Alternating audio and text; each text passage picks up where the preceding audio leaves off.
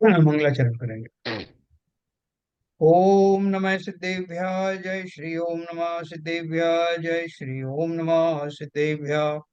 मंगलम भगवान वीरो मंगलम गौतम गणी मंगलम कुंद कुंदाद्यो जैन धर्मोस्तु मंगलम सर्व मंगल मांगल्यम सर्व कल्याण कारकम प्रदानम सर्वधर्माणां जैनम जयतु शासनम जैनम जयतु शासनम जैनम जयतु शासनम। ज्ञानानव ग्रंथ का अंतिम अध्याय के अंतिम पैरा पर चल रहे हैं। सर्ग नंबर 42 के अंतर्गत शुक्ल ध्यान का जो स्वरूप हम पढ़ रहे थे, शुभ चंद्राचार्य जी ने उसका बहुत सुंदर जो है उसका समापन भी किया है। तो वो समापन में हम पढ़ रहे हैं। कल की हमने गाथाओं में चारों ध्यान के बारे में पढ़ा। चारों जो शुक्ल ध्यान है और उनके फलस्वरूप जीव जब सिद्ध बन जाता है तो सिद्ध लोक में उसको कैसे सुख और आनंद होते हैं, सिद्ध अवस्था का क्या स्वरूप है, इसका थोड़ा सा हम लोग विवेचन पढ़ रहे हैं। तो उसी में आज हो सकता है कि आज ही समाप्त हो, कुछ बचेगा तो कल करेंगे। हाँ, तो ये हमारा 63 नंबर का दुआ मैं आपको शेयर करता हूँ।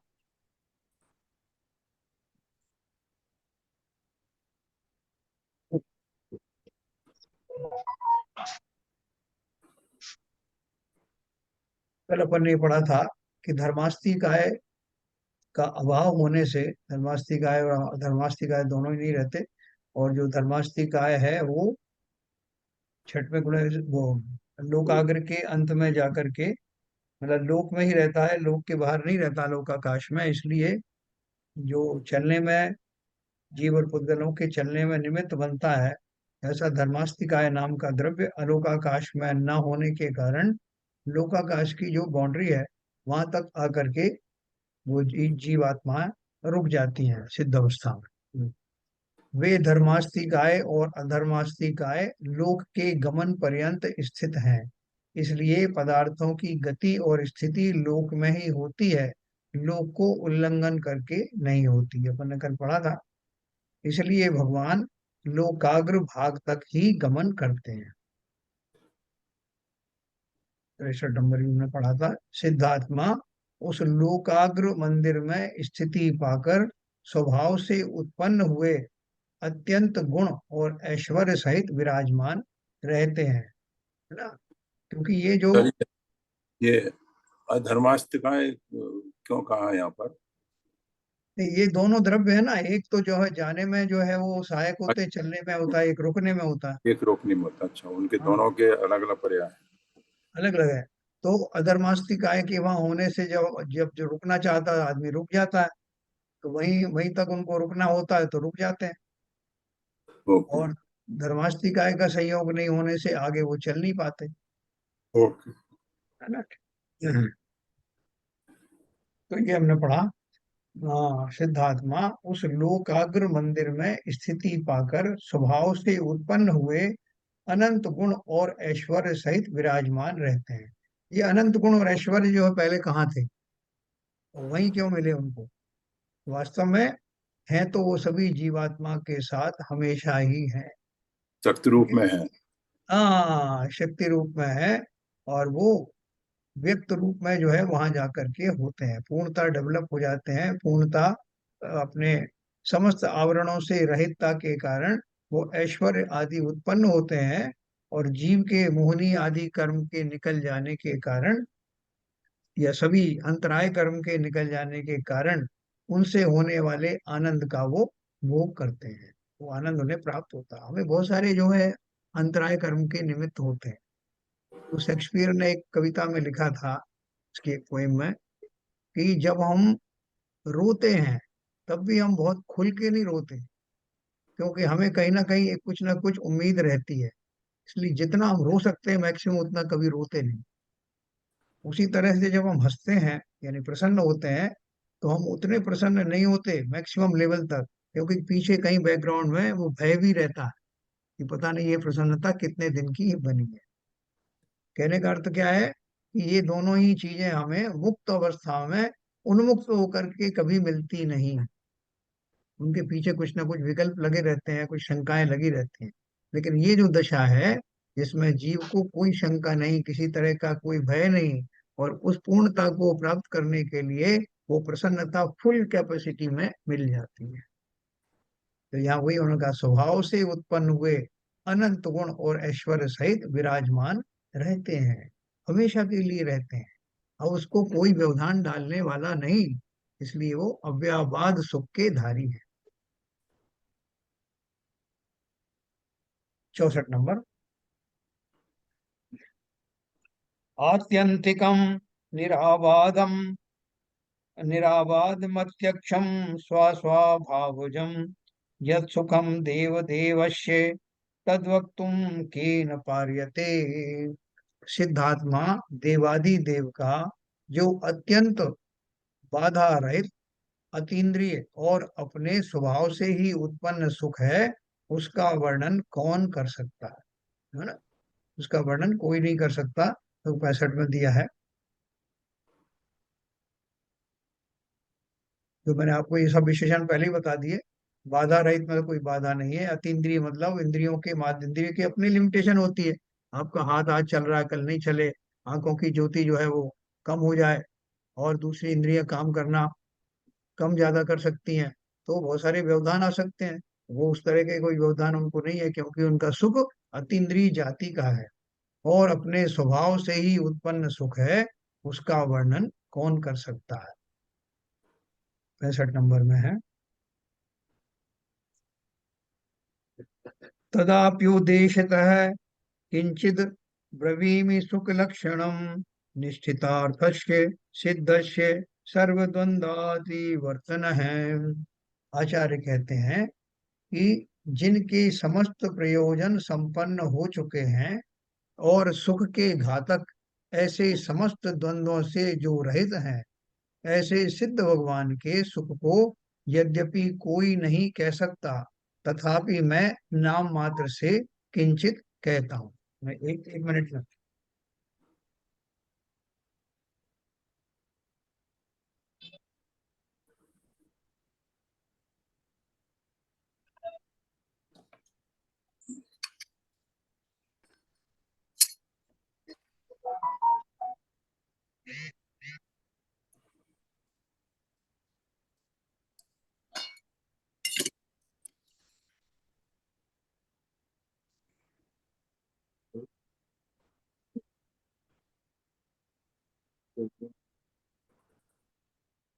तो हमारी बात चल रही थी कि वो जो सिद्ध भगवान के सुख हैं, उनको आचार्य कहते हैं कि मैं ट्राई करता हूँ, है ना, मैं ऐसा साहस करता हूँ, क्योंकि जिनेंद्र भगवान के गुणों का वर्णन कौन कर सकता है। तो इसलिए उन्होंने बोला ऐसे सिद्ध भगवान जिनके समस्त प्रयोजन संपन्न हो चुके हैं, और उनका कोई प्रयोजन नहीं रहा ना, कृत्य हो गए हैं, उन्हें अब कुछ करना बाकी नहीं, और सुख के घातक ऐसे समस्त द्वंद्वों से जो रहित हैं।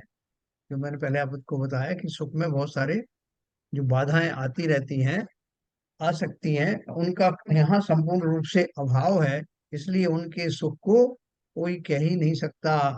ये इंद्रियों से तो कहा ही नहीं जा सकता। कर प्रमाण के मानते गगन नभे की भंत, क्यों तुम गुण गुण वर्णन करत कभी पावे नहीं अंत। तो वो कह रहे हैं फिर भी मेरा मन नहीं मान रहा, इसलिए मैं कुछ तो कहता हूँ।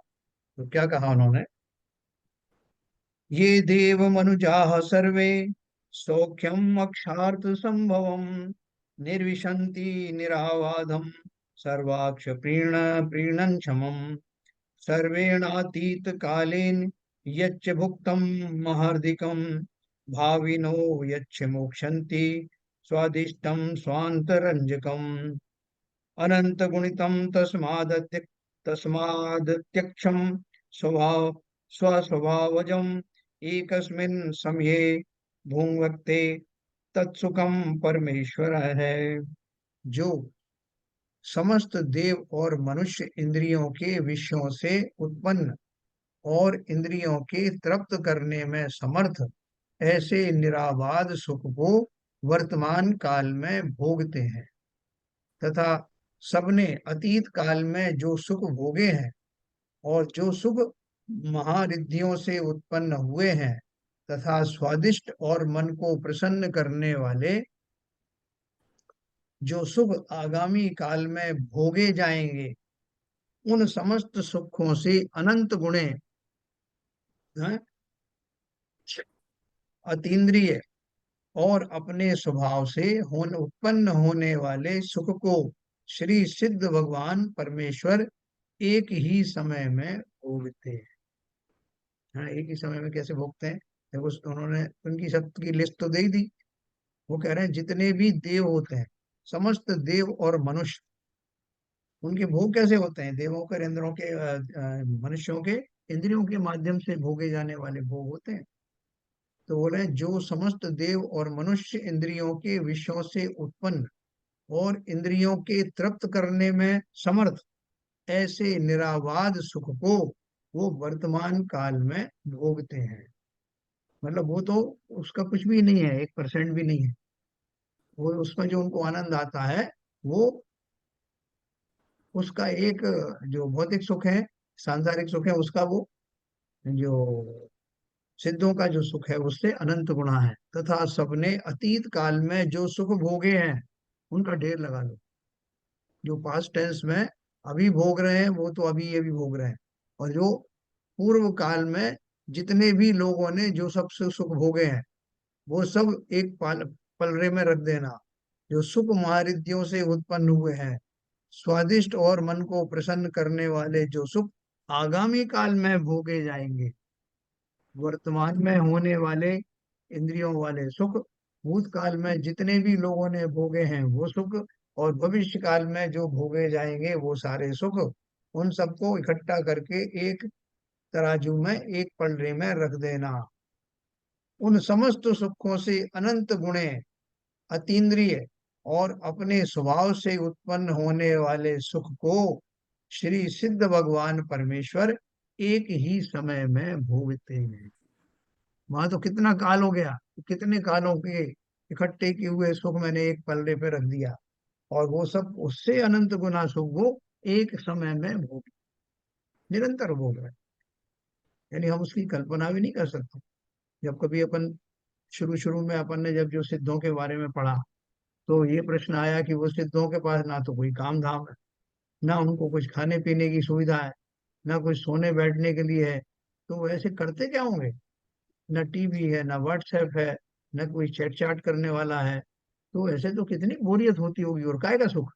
क्योंकि हमें सुख की परिभाषा ही नहीं मालूम।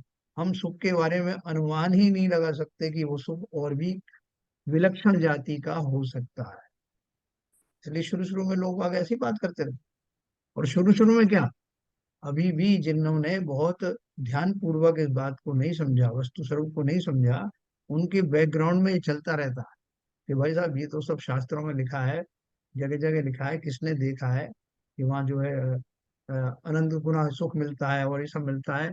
जब वहाँ ना कुछ खाने पीने को है, ना कुछ इस तरह के साधन है, तो हम कल्पना ही नहीं कर सकते कि उसके अलावा भी सुख होगा। तो इसलिए हम अंदर से चाहते ही नहीं कि हम मोक्ष जाए। तो साहब स्वर्गों में तो हमारी जाति का सुख मिलता है ना, तो वहां चलेगा। वो वैसे तो कोशिश करना कि मेरा ये बूढ़ा शरीर है ना, इसी को स्थापित कर देना देवगति। अब वहां में तो आपका कोई भरोसा नहीं, आप कह रहे हो कि अच्छा शरीर मिलेगा और ये भी ले जाओ, और वो मिले नहीं है। तो इसलिए बहुत सारे जीव जो हैं बड़े आशंकित रहते हैं। ये मजाक की बात नहीं, ये फैक्ट है। लोग चाहते ये है कि इसी शरीर से हो जाए मोक्ष, तो मोक्ष तो बात की बात है, स्वर्ग आदि जाना पड़े तो इसी शरीर, कौन मरे, मरने की फुर्सत नहीं। तो ये जो हमारे बैकग्राउंड में है, क्योंकि जिन्होंने वास्तव में ये स्वरूप नहीं समझा, आत्मा का स्वरूप नहीं जाना, पर्यायों का स्वरूप नहीं जाना, उनको इस तरह के चिंतन होते हैं। उनसे पूछो आपके भाई साहब, ये सब आप इतने क्रिया कांड और ये सब कर रहे हो, इस सब से क्या होने वाला है? इससे मोक्ष हो जाएगा क्या? बोले साहब मोक्ष हो या ना हो, एक आपको राज की बात बताती हूँ। इनसे मैंने सुना है कि देवगति तो जरूर मिल जाती है, और भाई उतने से ही हमारा काम चल जाने वाला है। भाई साहब किसने मोक्ष वोक्ष देखा है? वही दिलवा दो हमको तो बहुत है भाई। वास्तव में ऐसा ही है। क्योंकि इंद्रिय सुख का स्वरूप मैं अनादिकाल से जानता आया हूँ, और वो मेरे संस्कारों में बस गया है। इसलिए इसी जाति के सुखों को विक्रियक शरीर से भोगूं, और उत्कृष्ट उत्कृष्ट भोगूं, इससे ज्यादा और कुछ नहीं चाहिए। तो उनसे बोलो कि साहब वो ऐसा है कि वो थोड़े दिन में खत्म हो जाएंगे। बोले कितने दिन में खत्म होंगे? 10,000 तो मिनिमम आयु है, जगन्य आयु देवगति की। और उसके बाद भी वो बोलते सागरों में होती है। तो उतने सागर तो भोग लें साहब, फिर देखेंगे, फिर यहाँ आएंगे, फिर कुछ कर लेंगे और चले जाएंगे। तो ये वास्तव में बैकग्राउंड में, बैक ऑफ द माइंड में बहुत सारे जीवों के है। जैनियों की बात कर रहा हूँ। जैनियों की तो बात ही नहीं, उनको तो इतनी कल्पनाएं है भी नहीं। एनीवे, जिन्होंने, जिन जीवों की सुगति आ गई है, अच्छा समय आ गया है, उन्हें इस बात को, जिनेंद्र देव की कही हुई अन्य बातों के साथ साथ इन बातों का भी विश्वास अवश्य होगा। और संसार में का जिन्होंने स्वरूप देखा है, जो जानते हैं कि सर्व संसार में जो फंसे हुए जीव हैं, उस दुखों के स्वरूप से निकलने का एक ही रास्ता है। और वो रास्ता है कि सिद्ध बनकर सदा सदा के लिए इस दुखमय संसार से छुटकारा प्राप्त करना। ये उन्होंने देखा। ये थ्योरी खाली बनाई हुई थ्योरी नहीं है, दिस इज द फैक्ट। तो जब यही एक अवस्था में सुख होना है, तो संसार में बार बार क्यों आना?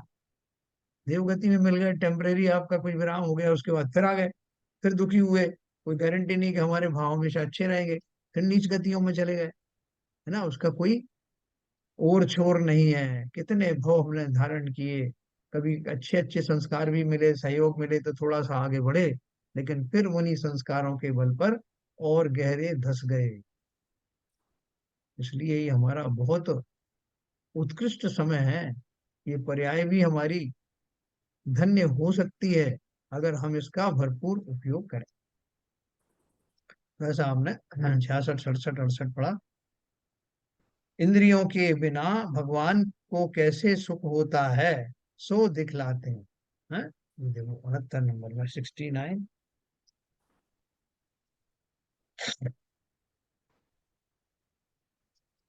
त्रिकाल विषय शेष द्रव्य पर्याय संकुलम, जगत स्फुरति बोधार के युग योग युगपद योगिनाम पते है।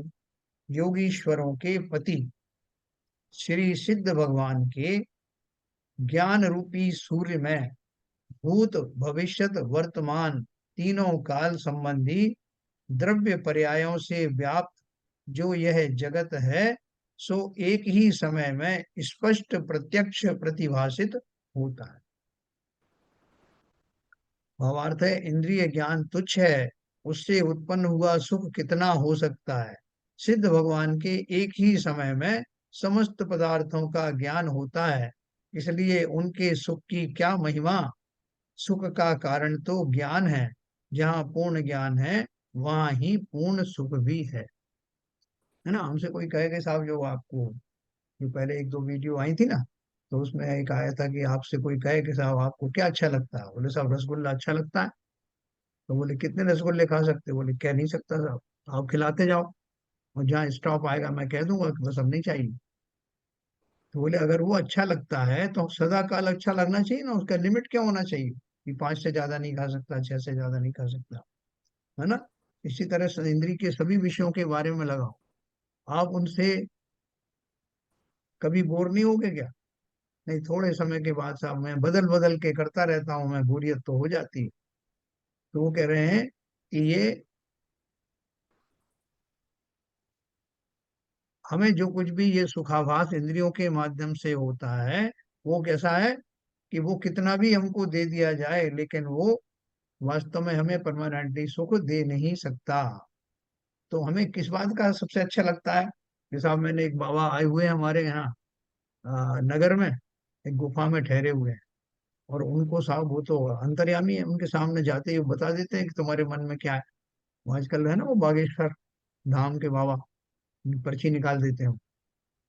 तो अपन बड़े खुश होते हैं कि बड़ा ज्ञानी आदमी है। और जो उनसे बड़ा ज्ञानी मिल जाता है तो अपन फिर उसके पास जाते हैं, अरे साहब ये तो कुछ भी नहीं है, तो 1-2 किलोमीटर के ही बता पाते हैं। वो देखो साहब, कई कई नगरों के में रहने वाले जीवों के बारे में बता देते हैं।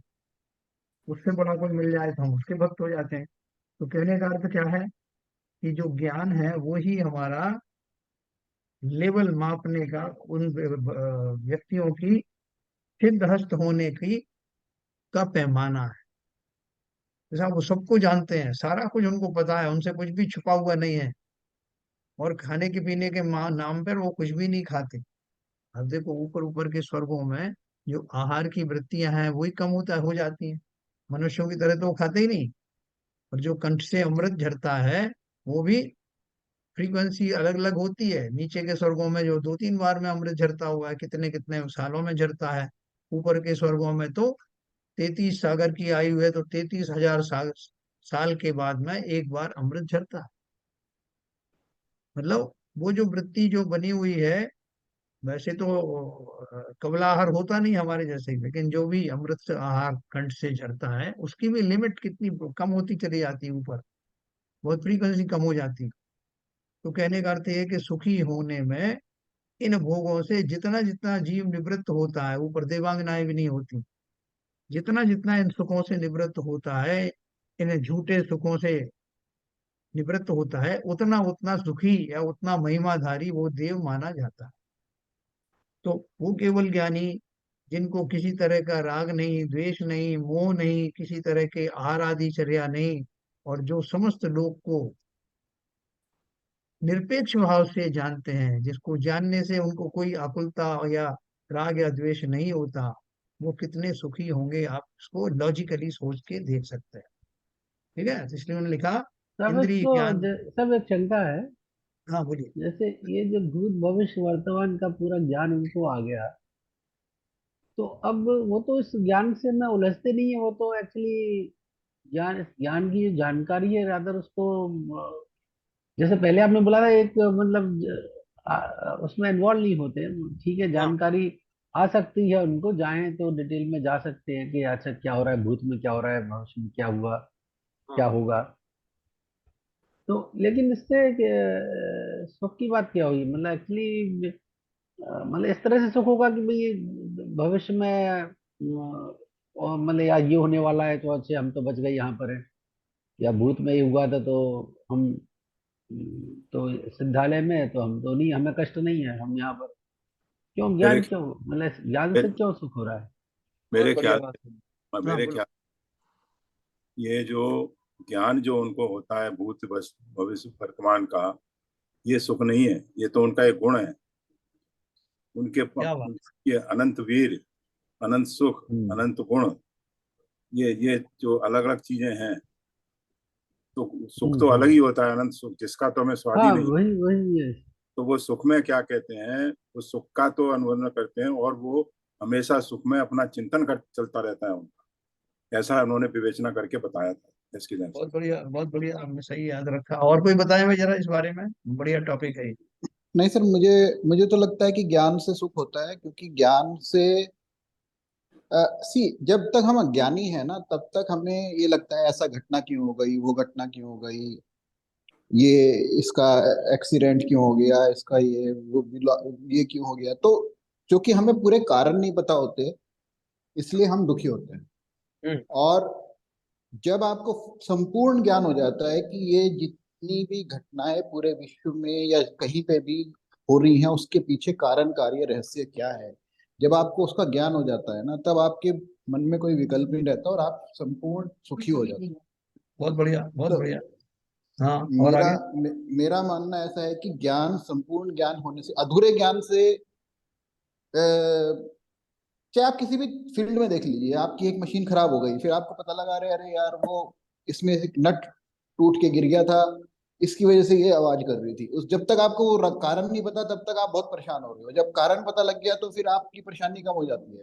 एक छोटी सी चीज है, लेकिन जिस जिस जीव को संपूर्ण ज्ञान हो कि ये घटनाएं किस कारण से हो रही हैं, वो क्यों हो रहा है, तो उसका तो विकल्प ही खत्म हो जाएगा और वो संपूर्ण सुख हो जाएगा उसकी।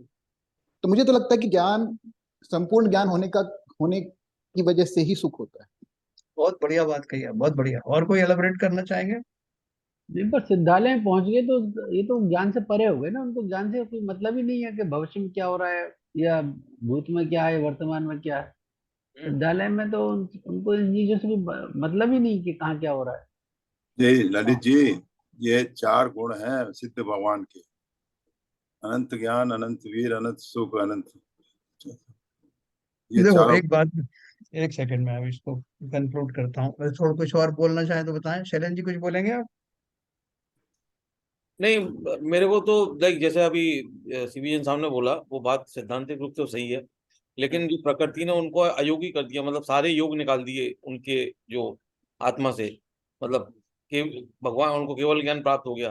तो प्रकृति ने ऐसा दिया है कि वो अपने आप में वो वस्तु जिसमें कुछ भी खोट नहीं है, कुछ भी रहा ही नहीं है, तो अपने आप ही सुखी हो जाता है, मतलब अपने आप ही सुख वृद्धि उनकी जो है सुख चालू हो जाता है उनका। ऐसा मैं थोड़ा मानता हूँ।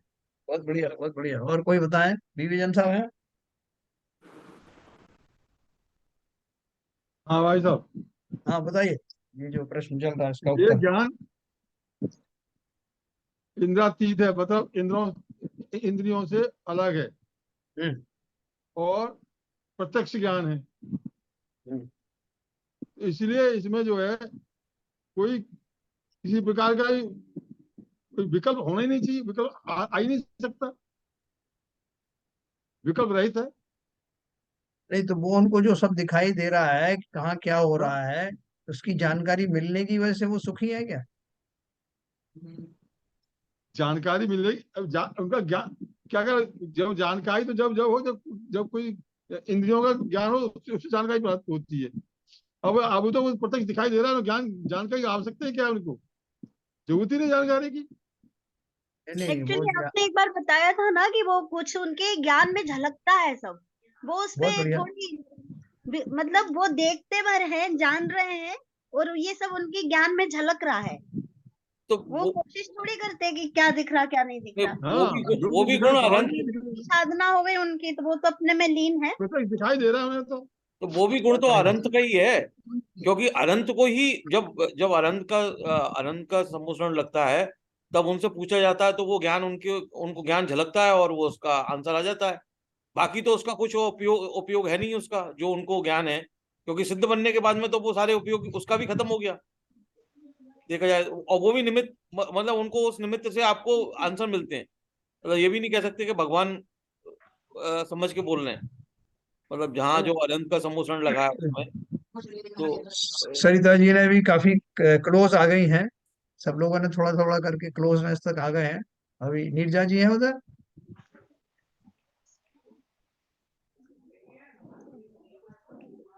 नहीं है। चलिए, मैं आपको अब इसको कंक्लूजन करता हूँ। ये बात सही है। देखो, अपन को किसी तरह का कोई हमारा जो नियरेस्ट एंड डियरेस्ट है, कोई प्रियजन है, उसके ऊपर कोई संकट आ जाए, तो वो संकट आ जाए तो अपन को उसका कारण मालूम नहीं है। तो जो तात्कालिक कारण उसका आमने सामने होता है कि उसका पति दुख दे रहा है या भाई दुख दे रहा है या जो भी दुख दे रहा है, हमको वो लेकर के बहुत कष्ट होता है और हम उनको निवारण करने में जुट जाते हैं जितना हमसे बनता है। लेकिन अगर हमें ये ज्ञान हो कि इनका जो है पारस्परिक ये संबंध कई कई भवों से चल रहे हैं, ऐसे ही चल रहे हैं और दिख रहे हैं, हमको दिखाई दे रहा है कि इस भाव में इसने ये किया था, उस भाव में उसने ये किया था, और वो सब उसके हिसाब से, तो हमें कोई ना तो आश्चर्य होगा ना कोई दुख होगा, क्योंकि हम उस घटना को प्रकृति के चक्र के अनुसार, कर्म सिद्धांत के अनुसार होता हुआ स्वयं देख रहे हैं। तो हमें किसी तरह का उसमें कष्ट नहीं होगा, कोई राग द्वेष नहीं होगा। पहली बात।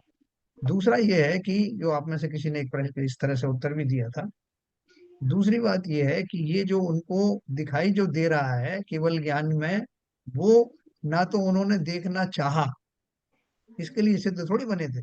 वो तो सिद्ध बनने का एक बाई प्रोडक्ट है कि समस्त सृष्टि में क्या होने वाला है, क्या हो रहा है, उनके ज्ञान की स्वच्छता के कारण वो झलक रहा है। उनको कोई लेना देना तो था ही नहीं, अभी भी नहीं है कि कहाँ क्या हो रहा है उसको जाने और पहचाने कि क्या क्या हो रहा है। ये तो उनके जानने में आता है, मतलब ज्ञान में झलकता है।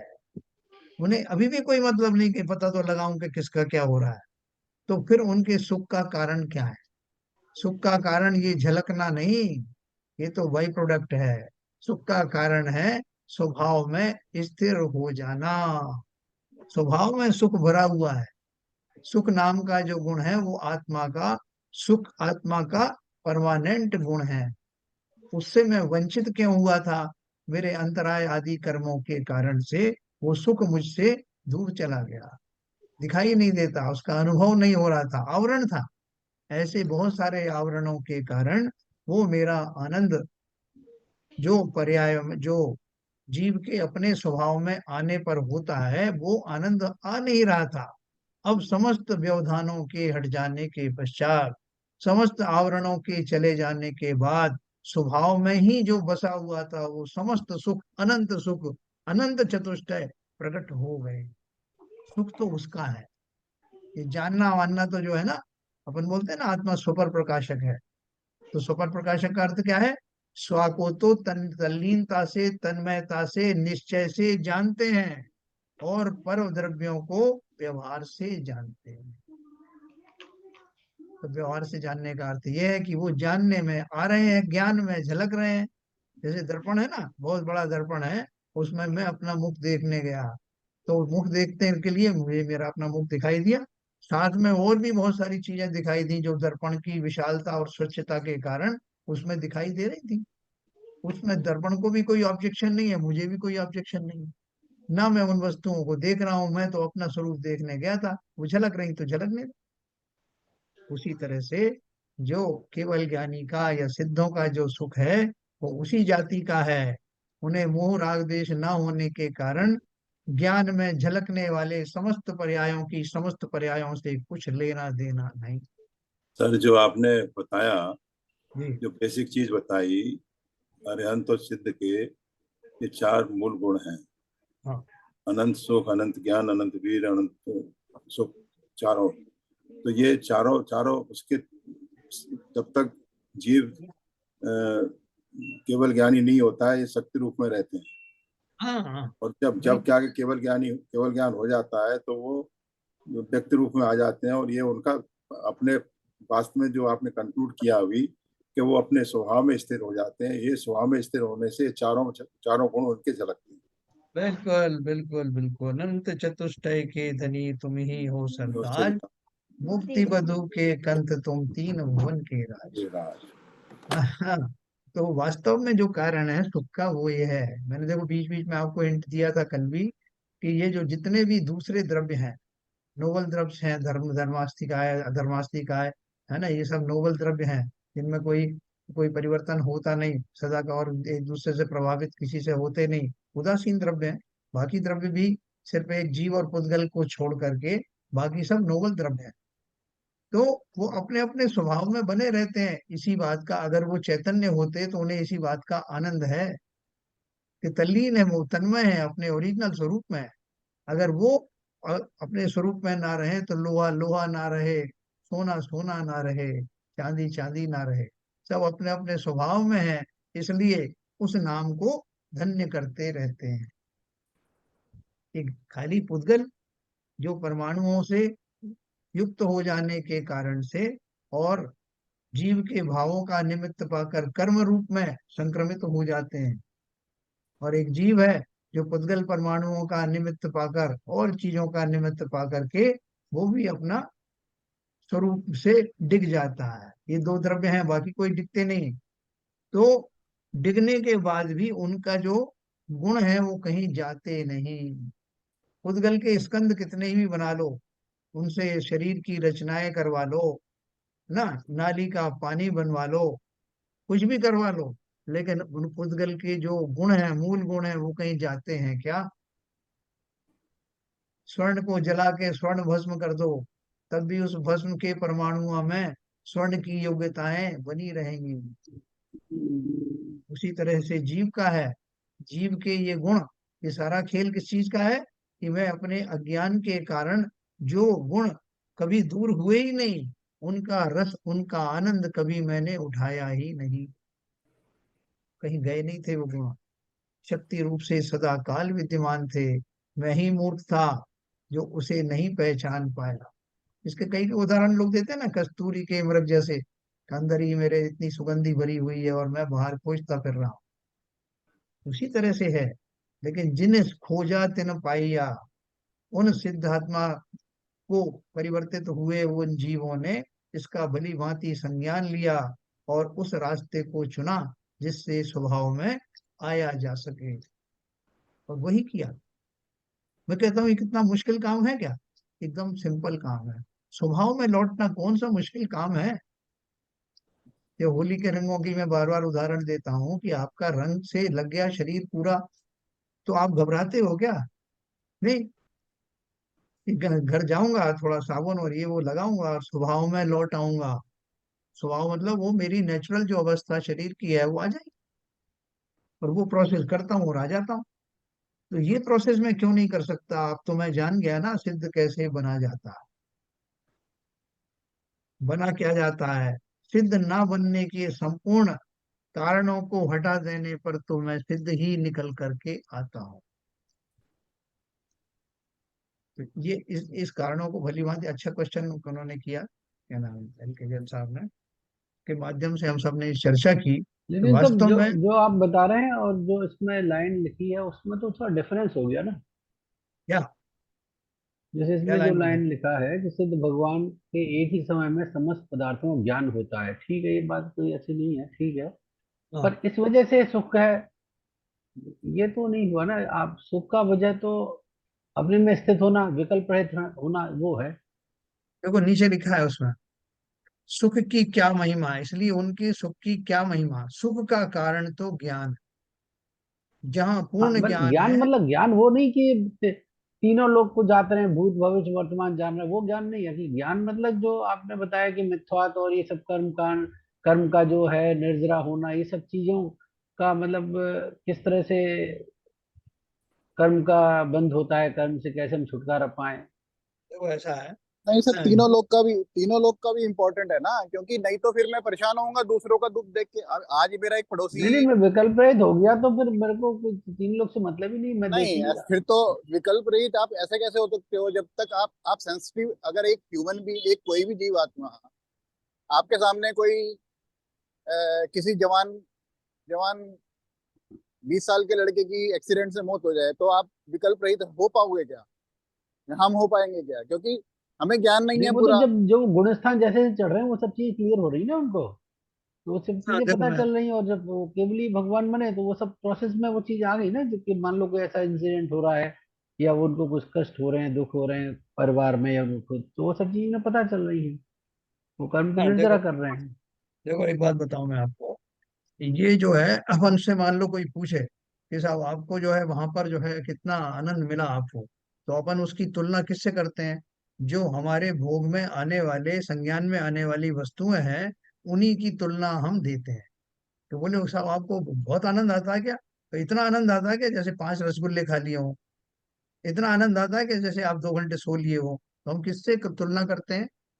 जिन भोगों से मैं परिचित हूँ, तो उनकी तुलना में, उनकी तुलना बताने के लिए ये बातें कही जाती कि स्वर्ग के सुख तो कहाँ लगते हैं साहब। क्योंकि सुखी किसको होना है? आत्मा को सुखी होना है। और वर्तमान काल में संसारी अवस्था में जीवों को किससे सुखी मानता है? अपने आप को इंद्रिय सुखों से मानता है। तो हम उसकी तुलना करके बोले कि उनसे अनंत गुना सुख, भाई साहब जितना आपको इसमें मिलता है उससे अनंत गुना सुख लगा लेना। लेकिन वो उस जाति का सुख नहीं होता, वो विलक्षण ही होता है। लेकिन समझने के लिए हमारे पास और कोई उपमा है नहीं, इसलिए ये बात कही जाती है। दूसरा, चलो वो आपके भोग आदि भी सब समाप्त हो गए, उसके बाद भी जो वास्तव में जो सुख होता है ज्ञान का होता है। हमें मालूम पड़ जाए कि जिस ये चीज वास्तव में मैं खा रहा हूँ, ये अमृत है, ये विष नहीं है, और मैं खाता हूँ और मैं सुखी भी हो जाता हूँ। तो किसकी महिमा आई? ज्ञान की महिमा, जिसके द्वारा मैंने सही पदार्थों को जान लिया और फलस्वरूप उस सुख का वेदन किया। तो वो जो अब ज्ञान है, ज्ञान का कोई लिमिट होगा ना? ज्ञान मेरा, सभी जीवों का ज्ञान गुण जो है वो आ, सब बहुत व्यापक होता है, सबसे बड़ा गुण माना जाता है, ज्ञान आदि जहाँ पाए जाते हैं, और किसी द्रव्य में होता नहीं। तो उसकी पराकाष्ठा तक पहुंच गया। अब ये अपन बात कर रहे थे कि स्वरूप में आ जाने का जो सुख होता है वही वास्तव में उनके सुख का कारण होता है। और स्वरूप में आ जाने का अर्थ है उनके जो मुख्य मुख्य गुण हैं, अनंत चतुष्टय बताए ना, उसमें ज्ञान गुण भी प्रमुखता से है। तो ज्ञान गुण, स्वा के प्रति ज्ञानवान होना, स्वा का स्वरूप अच्छी तरह से जान लेना और उसमें ही तन्मय हो जाना, वास्तव में ज्ञान का स्वरूप इंटरनली ये है। बाहर में जैसे मैंने पहले ही बताया कि बाहर में जो तुलना खाली की है उन्होंने, कि जैसे समस्त सुख आपके एक साथ आ गए हो, समस्त लोग दिखाई दे रहा हो। अपन लोक में कल्पना करते हैं ना, फलाने फलाने बाबा जी जो है वो 1 किलोमीटर के लोगों के बारे में जानते हैं साहब, अरे उनकी महानता हमें आने लगती है। और फलाने तो पूरे देश के बारे में जानते हैं, ये और भी ज्ञानी है, विदेश के भी जानते हैं। तो उनके प्रति हमें बहुत श्रद्धा और बहुमान आता है ना, उस ज्ञान गुण के कारण। तो बोल रहे हैं ऐसा ज्ञान गुण जो लौकिक रूप से तो समस्त पदार्थों को जानता ही है, साथ साथ उसमें एक और है कि उनके अंदर में कोई राग द्वेष उसके प्रति नहीं। उन पदार्थों को जान करके कि वो अपने जान रहे हैं बीच बीच में कौन मेरे मित्र थे कौन मेरे शत्रु थे, उनका क्या करना है, ऐसा कुछ भी भाव नहीं आ रहा है। उनका वो जो ज्ञान गुण है उसके भी दो पार्ट समझना, कि एक व्यवहार रूप से समस्त लोक उसमें झलक रहा है, एक अंतरंग रूप से स्व का संपूर्ण स्वरूप जान पाने के कारण वो सदा सदा के लिए परम सुखी हो गए। उस ज्ञान से और क्या कर रहे हो, स्व का स्वरूप जान करके स्वयं ही सुख में आनंदित हो रहे हैं। ज्ञान से ही तो मैं खाने पीने में ये महसूस करता हूँ कि साहब मैंने फला चीज खाई, ये अच्छी चीज है वो बुरी चीज है, और उससे मैं आनंदित होता हूँ जितना भी मेरा ज्ञान होता है। और वहां तो संपूर्ण ज्ञान इंद्रियातीत ज्ञान होता है, और स्वभाव में लगने से स्वभाव में रहने वाले उस सुख का भी स्वयं को ही ज्ञान होता है। और उस ज्ञान का आनंद वास्तव में वही निश्चय ज्ञान है, वही असली ज्ञान है। बाकी तो व्यवहार का ज्ञान, हाँ भाई उससे साहब, मैं सुखी नहीं ये हो तो रहा। है भूत। भाई साहब, भूत भविष्य वर्तमान, ये तो जी व्यवहारिक ज्ञान है। और वो ज्ञान, केवल ज्ञान जो प्रत्यक्ष ज्ञान है, उसमें तो कोई होता ही नहीं है। बिल्कुल। उस ज्ञान का स्वरूप हमको कंपेयर करने के लिए बताते हैं, आत्मा को किससे कंपेयर करें, कोई दूसरा द्रव्य तो है नहीं। सही बात, सही और बात। तो सुख की कल्पना किससे करें, अपन कहें भाई साहब तो आपको जो सुख मिल रहा है ना वहाँ बहुत सुख है, वो कितना सुख है साहब। बोले जैसे आप यहाँ 4 रोटी खाते हो ना, तो 4 रोटी में भी इतना सुख नहीं मिलेगा उतना आपको वहां पे 1 ग्रास में मिल जाएगा, या हमारे कंठ से अमृत झर जाएगा, तो अपन थोड़ा समझ में आता है अपने को। ये सब समझाने वाली बातें हैं। इंद्रिय सुख का और वो विलक्षण सुख की कोई तुलना की नहीं जा सकती। और इससे वो सुखी नहीं हो रहा है कि वो तीनों लोग दिखाई दे रहा है, ये तो उसका बाई प्रोडक्ट है। ठीक है सर, मैं कुछ क्लियर कर पाया। जी जी, ठीक है। अब सिद्ध भगवानों के गुणों की महिमा कहते हैं 70 नंबर पे। सर्वतो अनंतमाकाशम लोकेतरविकल्पितम तस्मिन्नपि घमीभूय यस्य ज्ञानम व्यवस्थितम। यह आकाश सर्वतः अनंत है, और उसके लोक और अलोक ऐसे दो भेद हैं। उस समस्त आकाश में सिद्ध परमेष्ठी का ज्ञान घनीभूत होकर भरा हुआ है? कैसा है ये आकाश, सर्वतः अनंत है, और उससे लोक और अलोक ऐसे दो भेद हैं, है ना, लोकाकाश और अलोकाकाश। उस समस्त आकाश में सिद्ध परमेष्ठी का ज्ञान घनीभूत होकर भरा हुआ है। कल अपन बात कर रहे थे ना कि सिद्धों को कितना ज्ञान है? तो बोल रहे हैं कि जितना बड़ा लोक है, लोक तो असंख्यात प्रदेश ही है, और पूरा लोकाकाश जिसमें अलोकाकाश भी शामिल है तो अनंत प्रदेश ही है। तो बोले अनंत प्रदेशी अगर है तो जीव तो जो है कितना है, उस संसार में बैठा हुआ है, उस लोक में बैठा हुआ है जो असंख्यात प्रदेशी है। तो असंख्यात प्रदेश वाला जीव, असंख्यात प्रदेश में रहने वाला जीव, वो अनंत प्रदेश को कैसे जान सकता है? अपन से कोई बोले कि आपके साहब ये आंख छोटी छोटी सी है, मटर जैसी है अब आंखें हैं, इनसे इतने बड़े बड़े पहाड़ कैसे देख लेते हो आप, है ना? आंखें तो इतनी छोटी और पहाड़ इतने बड़े बड़े, तो पूरा पहाड़ कैसे दिख जाता? तो आंखें इतनी बड़ी हो जाती है क्या? ठीक उसी तरह से केवल ज्ञान की महिमा है, कि ऐसे अनंत अनंत भी अगर लोकाकाश और अलोकाकाश हो जाएं, तब भी केवल ज्ञान की महिमा ऐसी है तो उन सबको जान लेता है। यह आकाश सर्वतः अनंत है, और उसके लोक और अलोक ऐसे दो भेद हैं। उस समस्त आकाश में सिद्ध परमेष्ठी का ज्ञान घनीभूत होकर, यानी बहुत प्रखर रूप से भरा हुआ है। उसमें कहीं कोई बीच में डाइल्यूशन नहीं होता। घनीभूत अनुभूति। 71 नंबर देखिए। भाई वो सिद्ध पूजन आज की थी हमने उनकी युगल जी की, तो उसमें वो एक पूजन की लाइन आती है, तेरे विकीर्ण सारे गुण। हाँ। हाँ, क्या हरिभजन साहब सुना हो जरा, सिद्ध पूजन है ना। तेरे विकीर्ण गुण मुक्ता मोती सम सगन हुए, ऐसा करके है ना वो। तो उसका अर्थ ये था कि हम जैसे कोई मोती चूर के लड्डू है ना, उसका एक एक दाना खाएं, तो हमारा जो आनंद है उतना मजा नहीं आएगा। तो पूरा लड्डू रख रख दें घनीभूत करके उन सब छोटे छोटे कणों को मिलाकर, और फिर उसको खाएं तो उसका आनंद अलग होता है। उसी प्रकार बोलते हैं कि समस्त जीवों के जो गुण हैं वो बिखरे हुए थे, और आपके वो सारे गुण एक जगह आ गए, तो अब आपको उसका भरपूर आनंद मिल रहा।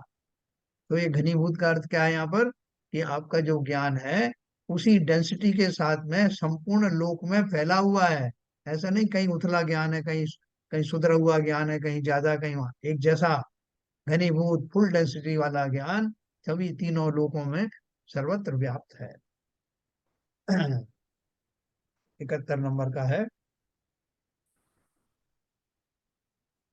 निद्रा तंद्रामय, कहाँ गया? निद्रा तंद्रामय भ्रांति राग द्वेषार्ति संशय शोक मोह जरा जन्म मरणाद येश्च विच्युत है। क्या बोल रहे हैं? श्री सिद्ध भगवान निद्रा, तंद्रा, भय, भ्रांति, राग, द्वेष, पीड़ा और संशय से रहित हैं, तथा शोक, मोह, जरा, जन्म और मरण इत्यादि से रहित हैं। ये अपन जानते हैं कि नहीं जानते? तो बीच बीच में नींद भी लेते होंगे साहब, बोले ये सुख आपने नहीं बताया सिद्धों का। इतने काल तक वहां बैठे रहेंगे, कोई काम ना दाम, तो जबकि आएगी तो लेंगे कि नहीं? कुछ आपने इंतजाम किया उनके सोने वोने का? है? या थोड़े से अपन वो शॉर्ट स्लीप वगैरह ले लेते हैं, ऐसा लेते हैं क्या बीच में? तो बोले थके काय में वो। अरे सब थक तो जाते ही है ना, वो सुख पाते पाते भी थक गए, एक ही तरह का सुख हो रहा है, वैरायटी आपने कुछ दी नहीं है, तो उसमें बैठे, थक जाएगा। एक है? ही मुद्रा में बैठे हुए हैं। एक ही मुद्रा में है, खड़े हैं तो खड़े ही हैं और बैठे तो बैठे हैं। कुछ इंतजाम किया नहीं, और आप बड़ी बड़ी बात कर रहे हो कि सिद्धों को यूं सुख मिलता है और वो सुख मिलता है। काय का सुख? ना सोने का है, ना कोई और दूसरी तरह से कोई क्रीड़ाएं करने का मन हो रहा है बदल बदल करके। ना हिल तो सकते हैं ना डुल सकते हैं। है, ना हिलने का, ना डुलने का, ना वेराइटीज का, ना किस अब सीजन आ गया तो आम का रस पिया जाए, और दूसरा सीजन आ गया तो कुछ और खाया जाए, ऐसा कुछ विकल्प ही नहीं। तो काय का सुख? क्योंकि हमारी सुख की कल्पनाएं इसी जाति की होती हैं। हम इसके आगे सोच भी नहीं पाते कि और भी कोई कैसे होते होंगे, जहाँ किसी तरह का कोई विकल्प ही ना हो, जहाँ किसी तरह का कोई अल्टरनेटिव प्राप्त करने का मन ही ना हो, और निरंतर सुख की बरसात होती रहे, उससे आगे और कोई व्यवस्था की आवश्यकता है ही नहीं। अल्टीमेट। तो श्री सिद्ध भगवान निद्रा, तंद्रा, भय, भ्रांति, राग, द्वेष, पीड़ा और संशय से रहित हैं। जितने भी इसके जो नेगेटिव उदाहरण हो सकते हैं, जो शब्द हो सकते हैं, वो उनको ऊपर लागू नहीं होते। तथा शोक, मोह, जरा, जन्म और मरण इत्यादि से रहित हैं। देखो क्या, तो ये जो हिंदू धर्म में ब्रह्मा जी का रूप दिखाया तो उनकी सफेद दाढ़ी दिखाई, मतलब बुढ़ापा आ गया। तो जब जिसका बुढ़ापा आ गया उसका अंत भी होगा। तो यहाँ तो क्या बताया, जो जरा, जन्म और मरण इत्यादि से रहित है। जन्म मरण का बहुत कष्ट होता है, बहुत कष्ट होता है जन्म का और मरण का। वो आदिनाथ भगवान की जो जयमाला है ना पूजन की, उसमें थोड़ा सा उन्होंने वर्णन किया। प्रभु प्रभु, गर्भ तनो दुख अब कहूँ, जाते सकड़ाई को ठोर हो, हलन चलन नहीं कर सके, चाहे वो और सगन कीचे घन घोर हो, मारी दीन तणी सुन भीनती। ये सारे दुख हैं। लोग तो वो जो लोग तो कहते हैं कि बुढ़ापा ही अच्छा है साहब। है ना, एक व्यक्ति से लोगों ने पूछा कि बाबा बुढ़ापा कैसा लगता है आपको? बोले बढ़िया, बहुत बढ़िया लगता है बुढ़ापा। बोले क्यों? बोले अगर ये नहीं आता तो कम वक्त में कब का मर गया होता। है ना। जवानी के बीच में एक बुढ़ापा फंसा हुआ है ना, तो उतने काल तक अपन जो है और निकाल देते हैं घिसटते हुए। तो इसलिए बुढ़ापे की सार्थकता भी लोग करते हैं। लेकिन भले ही जो लाचार हो, कैसा भी हो, मरना कोई चाहता नहीं। दुख है, कष्ट है, हम ये भी कहते हैं साहब ये तो बुढ़ापे का रोग है साहब, इसमें होता ही रहता है। लेकिन यहाँ गारंटी है कि आपका बुढ़ापा कभी नहीं आएगा, दोबारा जन्म होगा नहीं तो मरण भी होगा नहीं, सदा काल एक जैसे सुख की प्राप्ति का वातावरण निर्मित रहेगा। अभी मैं बस एक और कहता हूँ, वैसे तो हमारे पास कितने हैं, 88 तक है, तो कल हम इसका समापन करेंगे। तो सब लोगों से एक निवेदन है कि अभी तक अपन ने जितने ग्रंथ पढ़े, अपन भूल जाते हैं, उनकी एक लिस्ट बना के सब लोग लेके आना, और मैं मिलान करेंगे किसने कि कौन सा ग्रंथ छोड़ दिया, वो क्रम से लिखना। सबसे पहले कौन सा पढ़ा था, उसके बाद कौन सा, सब एक कागज में लिस्ट बना के लाना। और फिर अपन यहाँ मैच करेंगे कि हमारा वास्तव में कितना फोकस्ड अध्ययन चल रहा। ठीक है, मैं एक पढ़ करके अब यहाँ आज का समाप्त करूंगा। 72। नहीं, हमारे तो बहुत हो गए भैया, हमें याद नहीं। वो हमें कल हमारे करके तो लाना। बहुत हो गए, हमें याद ही नहीं है। तो पंद्रह नहीं, इनको 10-15 साल हो गए। सिविजन साहब ने लिस्ट बनाई, वो वाली नहीं, अभी की बताओ जब से हाँ, ऑनलाइन चला। उन्हें तो याद होगी, तो वो तो अभी किए वो 3-4 साल के। हाँ, आप 3-4 साल की लाओ ना। भाऊ जी कल पूरी निकाल लोगे आप बैठ के दिन में।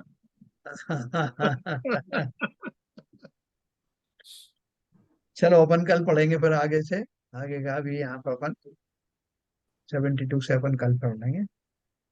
तो बीच बीच में अच्छे मार्मिक प्रश्न भी आते हैं, जिससे अपने को क्लैरिटी होती है कि हम जो कुछ पढ़ रहे हैं ब्लाइंड गेम नहीं खेल रहे हैं, ये वो रिवीजन भी होता है साहब। रिविजन भी होता है। तो बहुत बढ़िया सबने आज पार्टिसिपेट किया, और सब करीब करीब उस उत्तर के नजदीक ही पहुंच गए। सरिता जी ने भी अच्छी कोशिश की कि वो जो स्वभाव से प्राप्त होने वाला आनंद और सुख है, वही वास्तव में मूल सुख है। बाकी तो ज्ञान गुण की स्वच्छता के कारण पदार्थ उसमें झलकते हैं, इसमें उनके लिए कोई आनंद का विषय नहीं है। वो तो कहने में आता है हम और आपको कि साहब तो उनका ज्ञान में ये सब आ बाई रहा है, बाई प्रोडक्ट है। बाई प्रोडक्ट है। चलिए असल में दुख प्रोड्यूस होता है आकुलता से सर, जैसे छेडाला में कहा गया है शुरू शुरू में ही, हाँ, दुख तो आकुलता से प्रोड्यूस होता है, बाकी तो बिल्कुल। सुख ही सुख है। आकुलता का होना ही, मतलब दुख का जो है वो लक्षण ही आकुलता आकुलता है, अच्छा इसकी। जब कोई चलिए विकल्प ही नहीं रहेंगे तो आकुलता काय बात की। है। वो जब कोई विकल्प ही नहीं रहेंगे, जो वो ज्ञान ऐसा है, वो जो उसमें कोई विकल्प ही नहीं रहते, हाँ, इसलिए इसलिए कोई कोई सवाल ही नहीं है दूसरे उसका। हाँ, सही बात है। चलिए अच्छा है ललित जी, कैटलिस्ट बने रहते हैं हम लोगों के लिए। हाँ, एक प्रश्न पूछते हैं कि उसमें सारे टाइम लोग, सब लोग इन्वॉल्व हो जाते कैटलिस्ट है सर। हैं। बहुत बढ़िया। तो सब लोगों ने अच्छा पार्टिसिपेट किया, अच्छा टॉपिक निकला, विपुल जी ने भी पार्टिसिपेट किया। यंग लोगों को और आगे आना चाहिए। संजय प्रकाश जी थोड़ा सा, आप भी थोड़ा सा पूछा करो जो भी है। बिल्कुल। हाँ, चलिए जिनवाणी स्तुति करेंगे। तो कल इसका समापन करेंगे, सब लिस्ट लेकर के आना अपनी। मिथ्यातम नाश वेको ज्ञान के प्रकाश वेको अपर भास वेको भानु शिव खानी है। छहो द्रव्य जान वेको बंध वेधि भान वेको सो पर पिछान वेको परम प्रमानी है। अनुभव बताए वेको जीव के जताए वेको काहू न सताए वेको भव्य और हानि है। जहाँ तहाँ तार वेको पार के उतार वेको सुख विस्तार वेको यही जिन वाणी है। हे जिनवाणी भारती तो हे जपू दिन रहे, जो तेरी शरणा गए सो पावे सुख चैन। या वाणी के ज्ञान से सूझे लोकालोक, तो वाणी मस्तक धरो सदा देते हैं धो, सदा देते हैं धो। जिनवाणी माता की जय। जय। जय। नमो कार